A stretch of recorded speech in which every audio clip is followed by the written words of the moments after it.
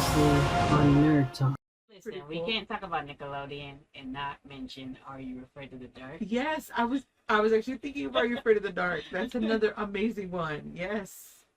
The Midnight Society. Yes. And I don't know why I loved horror stuff like Goosebumps and Are You Afraid of the Dark and Erie, Indiana, and whatever else used to come on. That was weird. Goosebumps was a TV show too.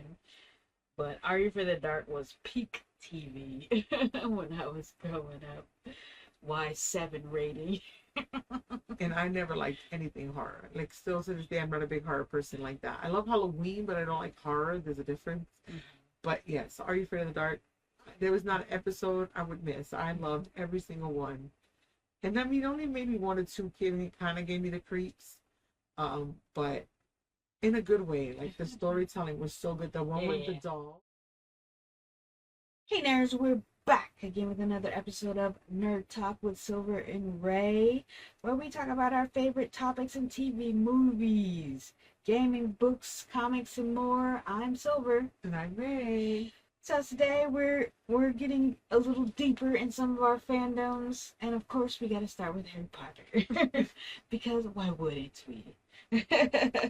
So yeah, we're just gonna dive deeper into the first book. I think I should just give a little synopsis, chapter by chapter, which means I should look up the chapter by chapter. I mean, I sort of memorize every chapter name, but not really. You even know the names? So you're really good with Harry Potter information. No, I don't know. I know a lot of them. I know that the first one is The Boy Who Lived, probably. Because that's what happens. He's the boy who lives. And they introduced Mr. Harry Potter. And I just read it because I have on the channel me reading a little bit. Yeah, and The Boy Who Lived, which I guess is the name of the first chapter, I'm getting there to see. But in that one, they start with the Dursleys and they're in the normal world. So the book starts in the normal world. And then strange stuff starts happening in the normal world.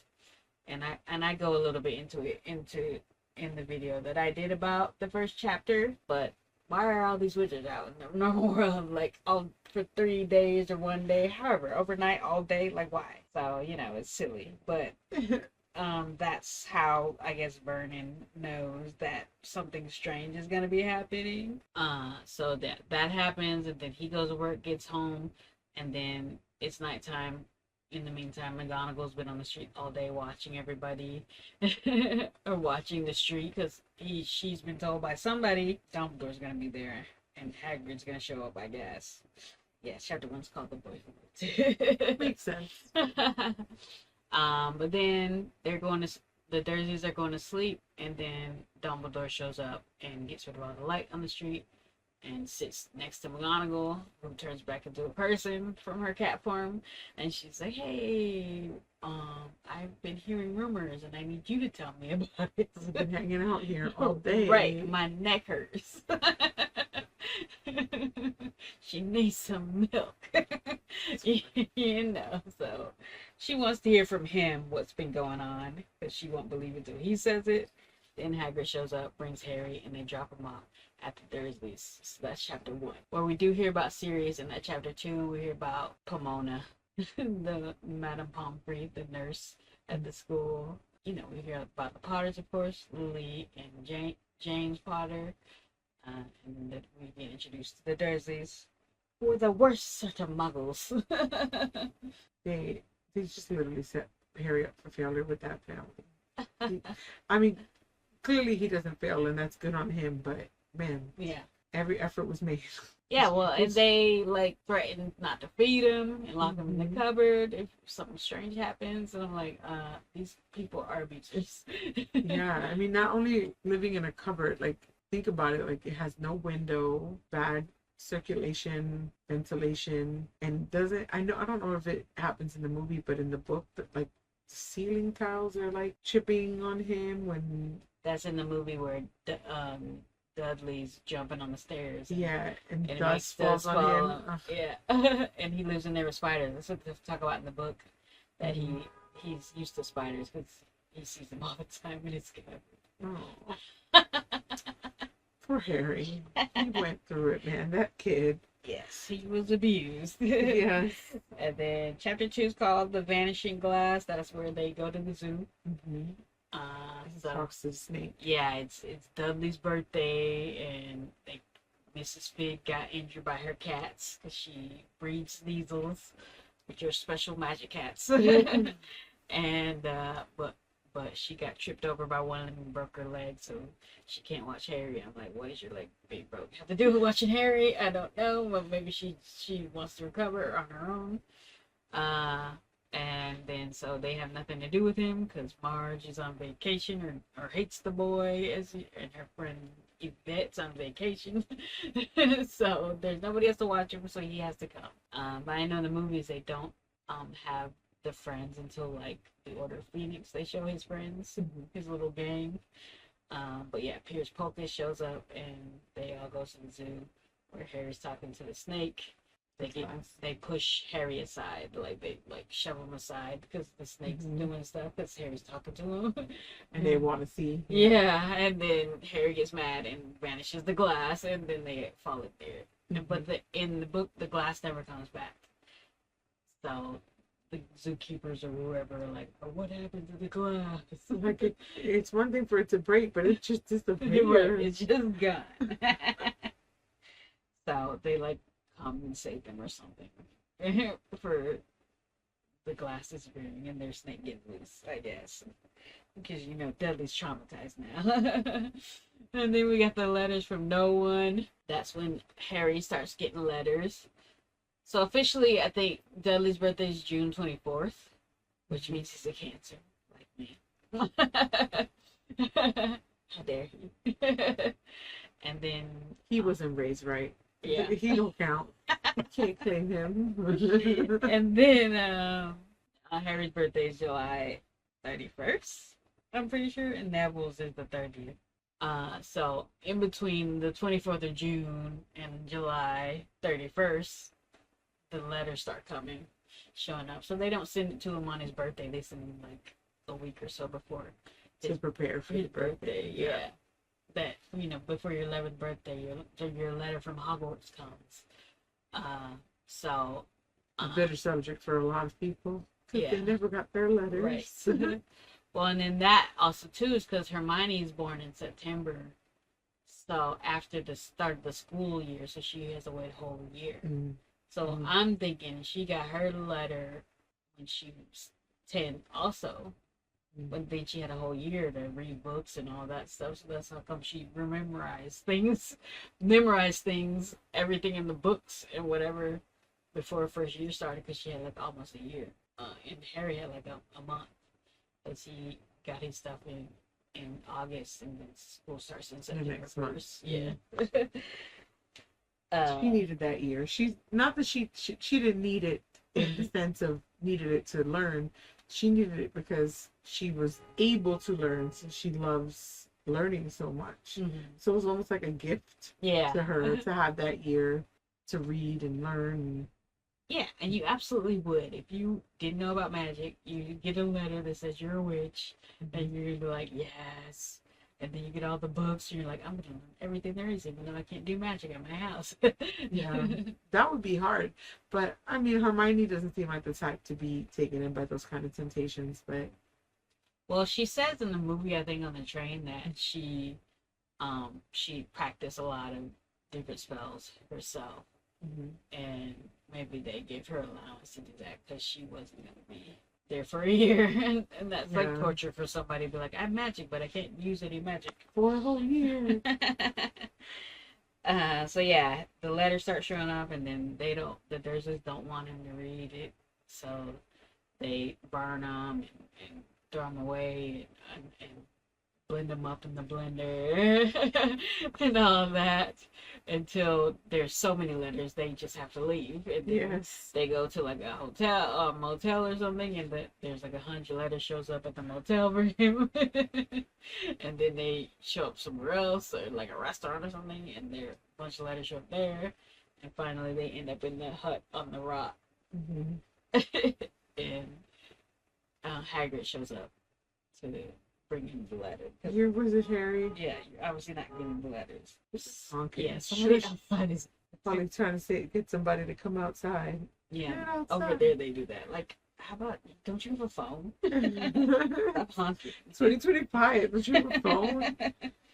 So yeah, the end of chapter 3 is when he starts hearing a bang on the door of the hut, and then chapter 4 is the keeper of keys, which is Hagrid. And so yes, Hagrid shows up and he finally gives Harry the letter, and he doesn't expect that Harry doesn't know anything about the wizarding world because he's like, Dumbledore left you a letter. What do you mean you haven't told this boy anything about anything? They're horrible. So yeah, he has to tell them the story of how his parents really died because it wasn't in a car crash, and he tells them he's a wizard. And Harry's like, no, I can't be. I'm just Harry. But he's like, have you ever read anything strange happen? And yes, he's turned his teacher's hair blue. He's made a sweater shrink so he couldn't fit it anymore because it was so ugly he didn't want to wear it to school. He's regrown his hair, which makes me think he's part metamorph magus. And he, vanished the glass at the With the snake that left to Brazil. yeah. Thanks. And so yeah, they do all that, and the Dursleys are like, or Vernon's like, he's not going. I'm not gonna have some powerful teacher magic tricks and stuff. Don't go in front of me. And that's when he gives Dudley the tail, the pigtail. But he wasn't supposed to use magic or something. Yeah, like, he's not supposed to use magic because he got expelled before he took his owls. But he has it like in his umbrella or something. Yeah, he has the part of his wand in his umbrella. Even though when they get to Diagon Alley and they're in Ollivander's like, you don't use it still, do you? And he's like, no. But yeah, so that's what happens in the Keeper of Keys chapter. And then chapter 5 is Diagon Alley, where they go to Diagon Alley. And that's like the longest chapter so far in the book, because there's so much to talk about at Diagon Alley, all the different shops, just how they get there, all the books you need. He gets his letter and says all the things he needs, supplies and stuff. And they go to Gringotts to get his money. And that was always my favorite part of going back to school, was getting my supplies and stuff. School supplies. Can you imagine getting like magic school supplies? Yeah. Like, that would be even more fun. I know some of those stores can be a little shady in Diagon. Well, I guess that's down Nocturne Alley, but Yes, Nocturne Alley. in general, like, even those like shady stores, I'd be like so excited to go into. Yeah.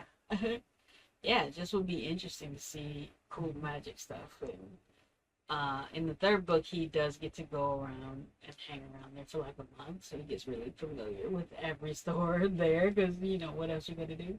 Yeah. But yeah, he doesn't really spend that much time there this time because Hagrid's just there to help him get his school supplies, and then he goes back to the Dursleys. Every time he goes back there, I'm like, they just have to keep him or something, because they're mad at him. So like, why did they let him come back? Like, don't go there. Run away, save yourself.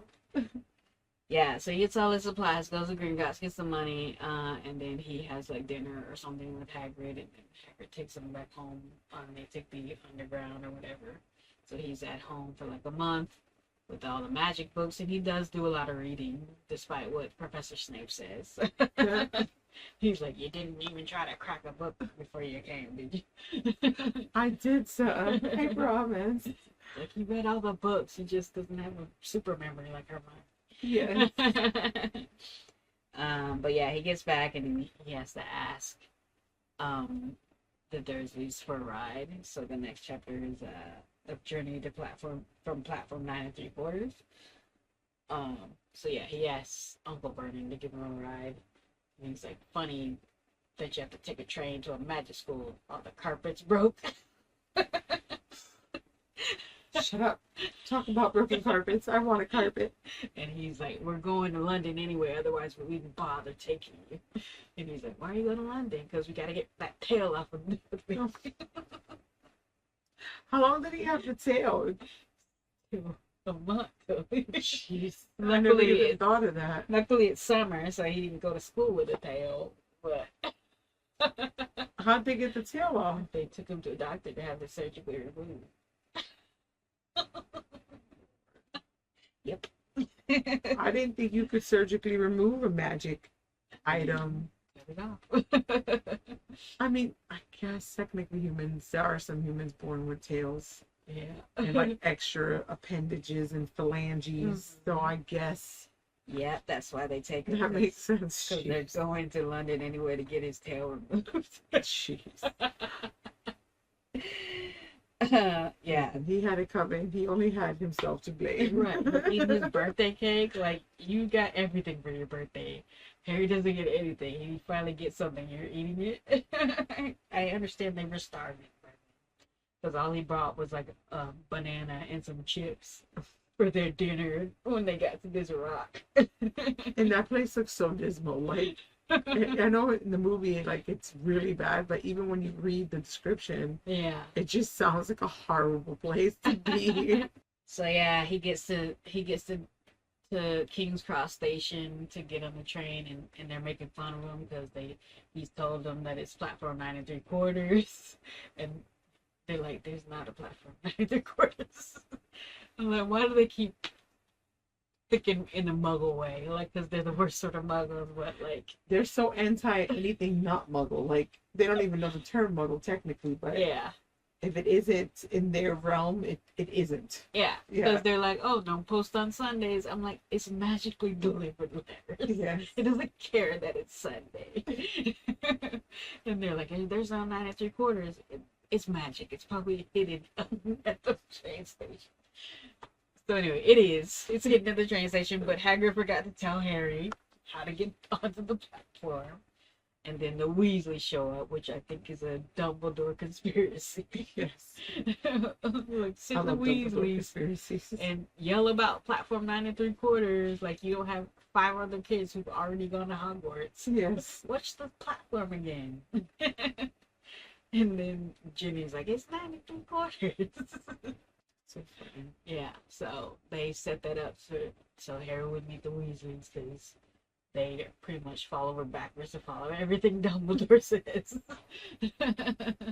And he wants that kind of influence over Harry too. So of course you would, you're the collection of the 5 people you spend the most time with. And he spends the most time with the Weasleys, so I'm glad he met Ron though. I mean, yeah, every fanfic I read hates Ron. I don't know. I think you need like that one. I guess Hermione would have been it too because he doesn't stay with her. But you need like that one good friend. Mm-hmm.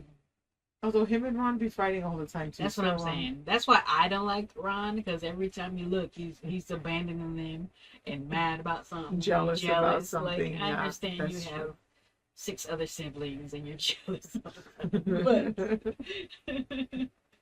like, jeez, like, he's your best friend. Don't you believe your best friend when he tells you something? Like, he was mad at him for like half the 4th book. Because he's like, you put your name. Why did you tell me you were going to do it? He's like, I didn't put my name in. Okay. I don't believe you. Been friends for 3 years now. Yeah. You don't believe that? That, and then when they were on the run, and he was like, I thought Dumbledore told you what to do. Like, you shouldn't blindly believe so much in Dumbledore. Yes. Weasley. And then he abandons them. Probably because he had the necklace on too long, but still. Mm-hmm. And then he's always arguing with Hermione and mad at Hermione. And yet they end up together. Yeah. But nobody likes that. I don't know anyone that likes that together. I think she said that they would end up in counseling or whatever.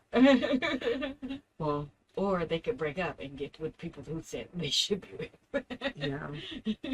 I think that's why I like fan fictions of Harry Potter so much, because she didn't write them. Talk about she who should not be named, but Right. Okay, well, the next chapter, chapter 7, is the potions master.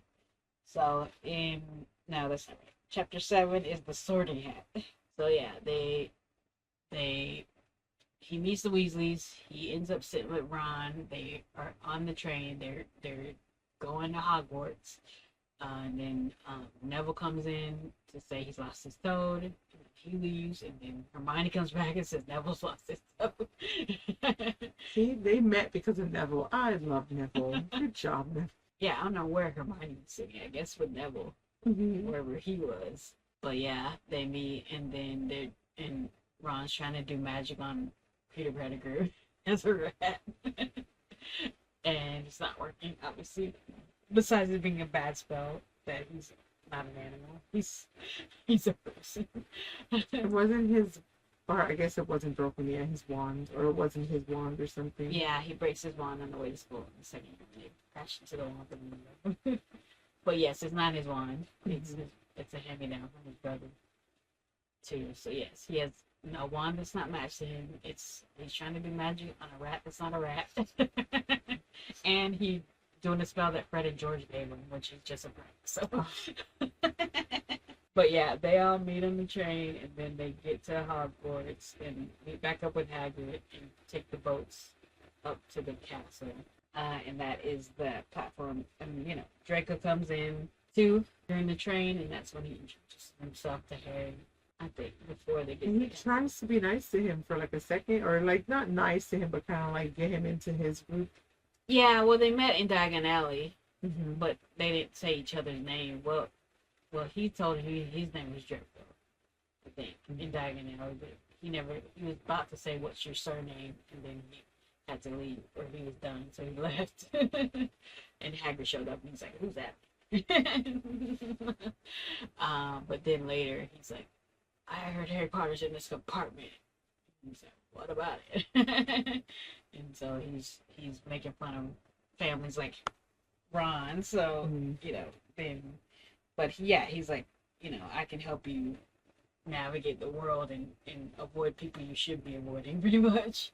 And he's like, I think I know what to avoid. That's how the movie goes anyway. I don't remember what he says on the train, but then they're like, well, we're hungry still. You have candy, so they try to take their candy, and then Pettigrew bites one of them, Crab or Goyle, I don't remember which one. And then Hermione comes back and she's like, I heard there's fighting down here. And Ron's like, we haven't been fighting, it's my rat ass. And then she's like, we're about to get there, put your robes on. And then Ron's like, I hope we don't end up in the house with her. Well, spoilers. So yeah, so the next chapter is the sorting hat, where they do get all sorted into the same house. And Draco's immediately sorted into Slytherin. Like the hat barely even goes on. Yeah. Or something. Yeah. They sort a lot more people in the book, and then the sorting hat sings his song. And And they have announcements about not going into the Forbidden Forest or the Dark Forest or wherever you call it, not going in the third floor corridor, unless you want to die a painful death. Like, this isn't a school with children in it. Yes. Put your children at peril. Send them to Hogwarts. Hogwarts isn't safe anymore. Was Hogwarts ever safe? But yeah, they get sorted. They go up to their common room and pretty much meet all the people they're going to be with for the next 7 years. And then the next chapter, they start going to classes. So it's called the Potion Master because you meet Snape in that chapter. But they go to McGonagall first, so they go to Transfiguration. They end up late to Transfiguration, I guess, according to the movie. She's like, I'll turn you into a clock or a map, but because they got lost. I was like, Hermione was obviously very early to everything. Yes. But I think they go to breakfast first, so like you went to breakfast and then everybody went to class and you didn't. And you just stayed eating. So eventually. I think that's just a movie thing where they're late and they're not in there, whatever. So they can show off McGonagall turning from a cat or whatever. Yes, her animorphs. Yeah, because when in the book when she shows off, she turns like a desk into a pig or something, and back.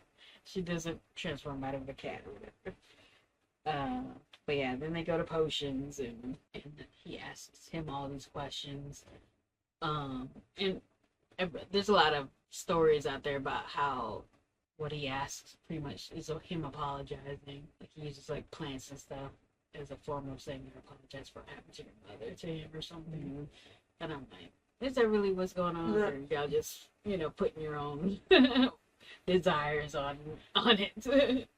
Yeah, there's so many of those kind of theories. Yeah. But yeah, he tries to humiliate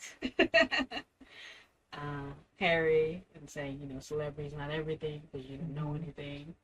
And he's like, I just found out about magic literally a month ago. Yeah, give me a break. But, this is when Harry shows some of his sass. So he's like, maybe you should ask Hermione. She obviously does. But yeah, he pretty much can tell that this guy hates him from the get-go.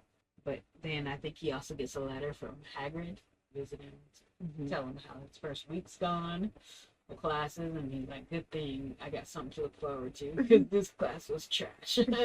Hated it. Class is trash. Then chapter 9 is the Midnight Duel. I forget why they just hate each other, but that Draco wants to duel Harry or whatever, and because they've been having an argument or they're mad at each other again because they're rivals or something. So they end up going out at midnight to go to the trophy room to meet him to fight, and then of course Malfoy doesn't show up because he's just trying to get him in trouble and get him expelled because he's like, you don't want to be my friend, huh? Then you can get out of here. That's what I'm saying. Like he just wanted him in his friend group. Yeah, he's salty. Yeah, I think his dad was like, you should befriend Mm-hmm. him or whatever, so they can kind of see what he's gonna do or whatever. But yeah, so the midnight duel is when they meet Fluffy because they end up in the third floor corridor when they're running away from Filch because they told on that they were gonna be there. So yeah, so they find out Fluffy, and then that's when Hermione's like, well, I'm going to bed before you get into more trouble, or where we can get killed or worse, expelled. Yes, or worse, expelled. I do remember that one. But yeah, then the next one is Halloween. But in that scene where they all are out of there, Neville's outside the common room because he forgot the password. Mm-hmm. So yeah, I think they did the flying class is what happened. And don't they go to like Nearly Headless Nick's party or something in the book? That's not till second year. Oh, okay. But yeah, is, they do that. They do that at some point. I just vaguely remember that. I know like a lot of the ghosts are not in the movie, so. Yeah. But yeah, they had the flying class, and then Neville's broom went out of whack and he broke his wrist, so the teacher leaves with him, and then Draco tries to steal the Remember All, and then Harry saves it and gets on the Quidditch team, and then I think he like has his broom or whatever, and that's why they were fighting or whatever and trying to duel. Then they end up getting caught out of bed or whatever, because that's when they get back to the common room, or when they're leaving the common room, they run into Neville because he forgot the password. And he's like, I don't want to be stuck out here by myself.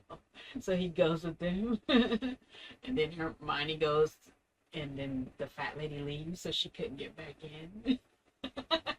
And so she's like, I'm going to come with you, and if we get caught, I'm going to say I tried to stop you. But meanwhile, all the paintings are probably reporting back anyway. Right. Yeah. Dumbledore knows everything anyway. But yeah, then Halloween, they have the feast, the troll shows up, and then they save Hermione from the troll, and that's how she ends up being friends with them. Even though she's been in there crying, because Ron's like, oh, no wonder she didn't have any friends. And because he's mad at her, because she can do the Wingardium Leviosa spell, he couldn't. And then Quidditch, Harry has his first game against, was it Slytherin? I guess it was Slytherin. It's always Slytherin. And he catches the stench in his mouth. That's chapter 11. Chapter 12, the Mirror Bearer said. That's Christmas time, when Dumbledore gives him the invisibility cloak for Christmas present. And then he goes wandering around to figure out who Nicholas Flamel is. And he ends up at this mirror where it shows you your greatest desire. He sees his parents. Yeah, he sees his parents and he keeps coming back. And he brings Ron back, and then Dumbledore finds him there, and he's like, "I'm gonna move this so you can't keep coming back here." So that's that chapter, and then chapter 13, they finally figure out who Nicholas Flamel is, so it's called Nicholas Flamel.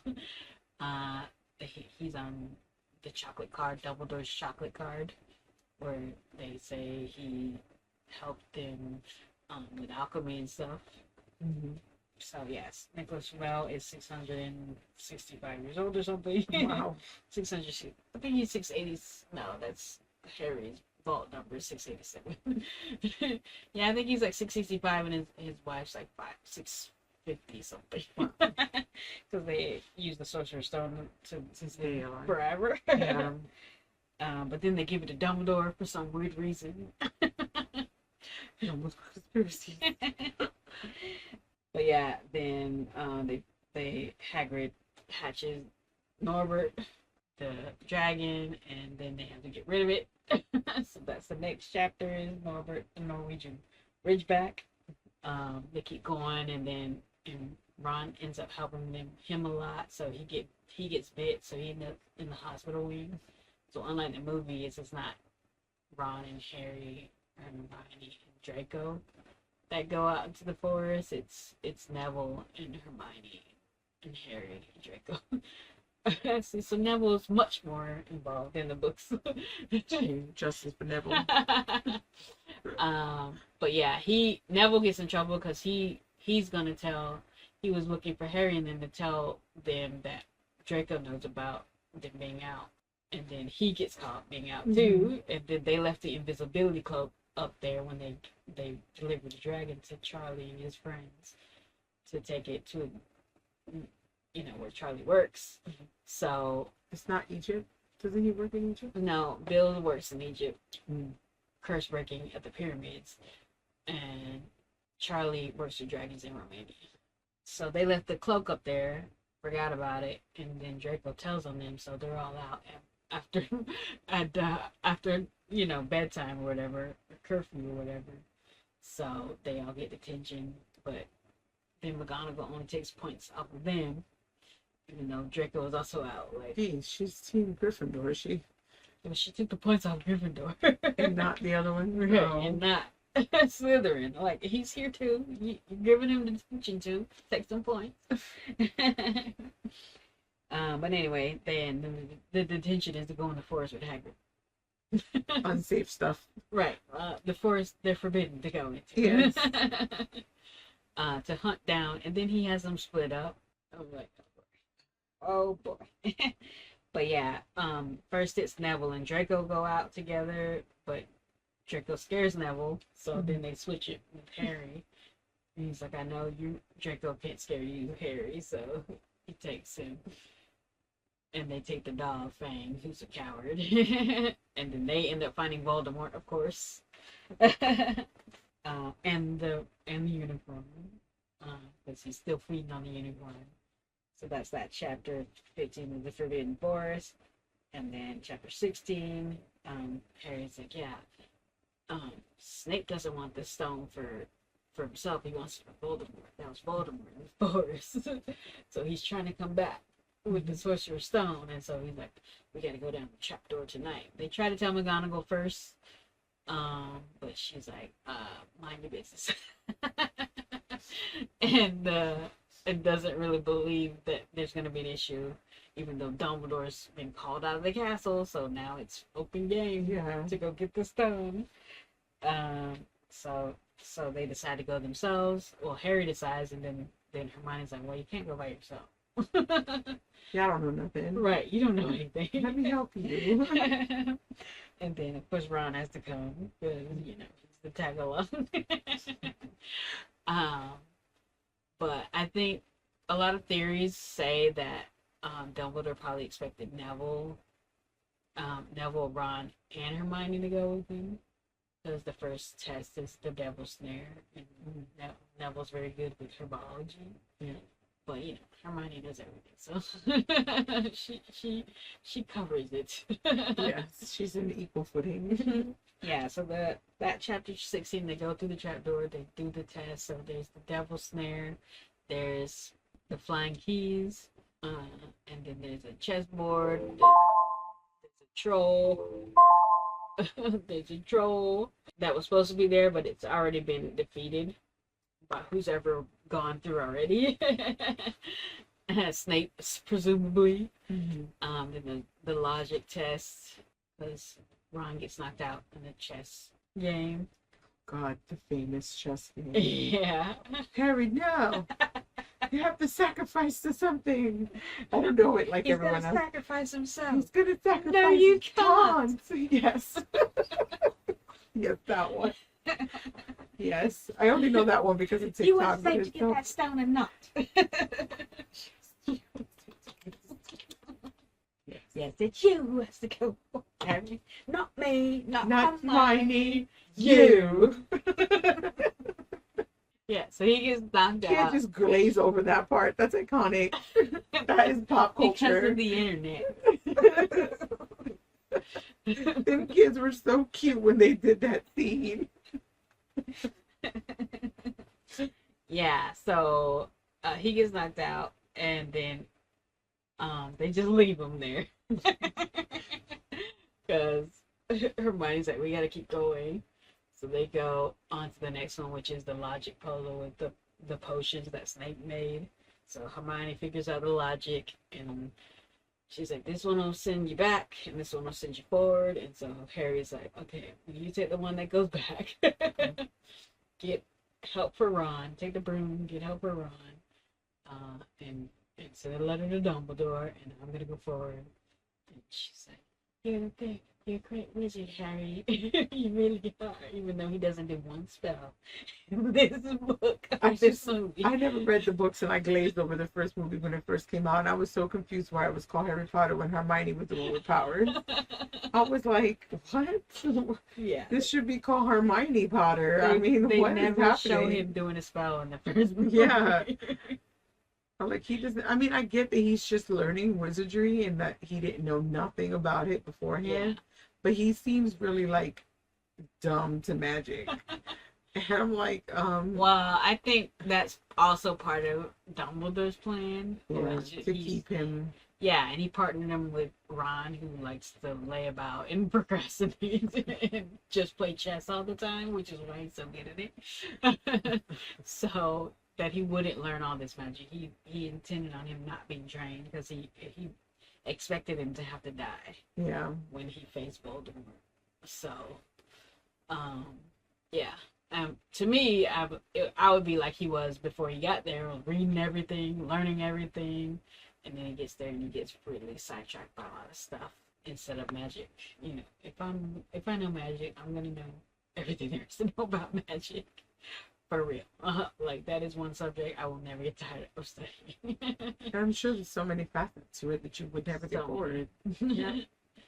Yeah, so last chapter, the man with two faces. He goes through the fire with the potion.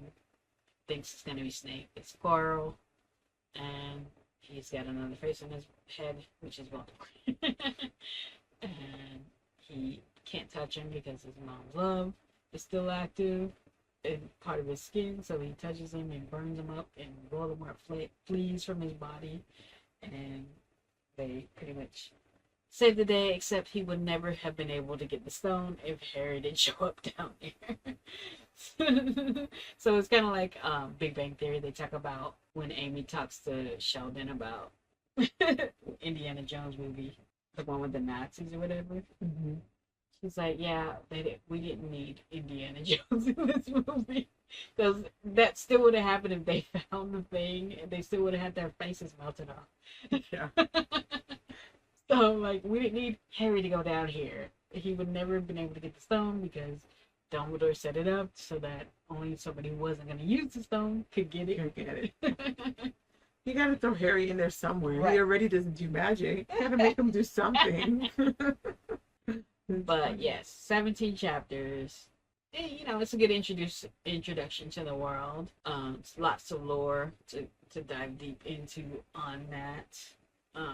And it's not overly confusing. I feel like sometimes books of those nature are like confusing because they give you too much information in the first books. Yeah. And it's pretty simple. I mean, not that she's a simple writer or anything, but I mean, in general, it's pretty simple. And I like the movies more just because I like the actors, like Daniel and Emma and whoever's name, Rupert. I think they're so cute. And little Tom, oh my gosh, like Yes, those movies were so iconic because of how cute they were. And you look back at it now, and we're all similar in age, and it's just like, oh, nostalgic. I love that. Yeah, they're like 10 years younger than us. But yeah, I mean they were very well casted. For sure. And it's a super fun story. And I always thought about writing a book, with kids with magic. Any book I write, I always think about it's gonna be about kids because I always think about like child prodigies. I mentioned this before when we were talking about book stuff and stuff, but yeah. Anything where the kid's a prodigy, they have magic powers or something is always interesting to me. So I thought about writing something like that before I said she came out with it, and I was like, but then I was like, well, I have to save this. Yeah. But yeah, and then I had I got a degree in English, so all the teachers were pooping on her writing for sure. But, that makes it accessible. That it's easy to read and easy to comprehend. And yeah, I mean, it's like on a scholarly level, maybe it's not, but because it's easy to understand and you kind of grow as a reader. You start younger as the books progress. You're progressing in life if you start at that young age. So that's a big deal. And I mean, any kind of reading, like learning and anything like that is encouraged. Of course, it's hard now because you don't want to currently buy her books, but they're such an iconic part of pop culture. Yeah, for sure. Yeah, I mean, it was just a world to escape to for a lot of people. So, all right. Well, what are you nerding out about? So I'm just still continuing to learn how to make different foods and stuff. Michael and Alex are allergic to everything, and I've started to Alex is finally getting to the stage she can't eat dairy as much anymore, so trying to find dairy alternatives, and all the pre-made ones. Exactly. I'm just you know what, there's so many ways you can make it at home with more natural things that's not chemically and stuff that actually tastes a lot better, and it's low sodium and it's not bad for you. Yeah, because I can't do tofu. I mean, nothing against it, I just can't do tofu. I don't like the texture. It's like Jello but meat, which I can't do it. So I've been just learning different things to use for substitutes, and some of the stuff I've made has been really good. I'm not trying to make it look and feel like cheese because cheese it is not, but at least the taste of a cream sauce or a cream of spinach or mushroom soup or something. It has that cream of feel without actually having dairy in it. Sure. Okay. How about you? Well, I'm trying to read The Last Diet because I'm trying to be on the last diet. I'm sure I've mentioned this book before, but it's come back up, but I'm trying to finish it. I have it on audiobook too, so I'm listening to it when I do long runs. When I was running for 7 miles the other last Friday, I listened to an hour of it, but then after that I was like, all right. And it has a lot of exercises, which I don't stop to do, which I need to do. That's all really part of it, but the author, she besides having her own weight problem, she then became like a psychologist or whatever and worked with like addicts. So a lot of the techniques she uses is how she helped like addicts stop doing drugs or whatever their addiction was or whatever. So it's like these like maps. So you put like in the middle like the subject or whatever, and then you branch out to like my body does this for me. So there's a positive map. There's a map like this is how I usually react to this sort of thing, whatever. So it's like a lot of dive deep into really facing like how you know, approach food, how you approach stress, which probably a lot of times leads to food, and just also loving yourself more. So it's like a lot of kindness towards your body and yourself, and doing kind things for yourself. So eventually that kindness turns into eating better and exercising because, you know, I'm being kind to myself. So, you know, somebody who I love, I would want them to do this for themselves, you know, so that sort of thing. I mean, it's kind of like the same with my cooking and stuff. It's just, you got to have a healthy relationship with food. It's just, and it's because it's mandatory. We need to eat to survive. So it's like you have to have a good relationship with food. I'm close to almost being 100 pounds down from 2023. So trying hard to eat better, because like you're saying, that last diet, like you just want to get it right. Yeah. So. Yeah, and it talks a lot about you know, just not being in such a rush, or not stuff you've been postponing because you're waiting to be a certain weight or whatever. You know, parts of your life you're like, well, I can't do that till I'm this weight, or I can't do that. Like, do all the things you think you can't do right now, and that'll kind of remove a lot of the pressure of trying to lose weight, or like such focus. Because, you know, I have an intense focus about trying to get to where I want to be, and it's just taking forever. And so, you know, maybe this sort of book will help me think about something else, and be like, and maybe just over time I will naturally get down there without worrying about how long it's taking, you know. That's good though. That's a good one. Thanks so much for hanging out with us here on Nerd Talk with Silver and Ray. Let us know in the comments about your love of Harry Potter. I know you have some. And anything you're nerding out about right now. Don't forget to like, comment, and subscribe. Thanks so much for hanging out with us. Bye. See ya.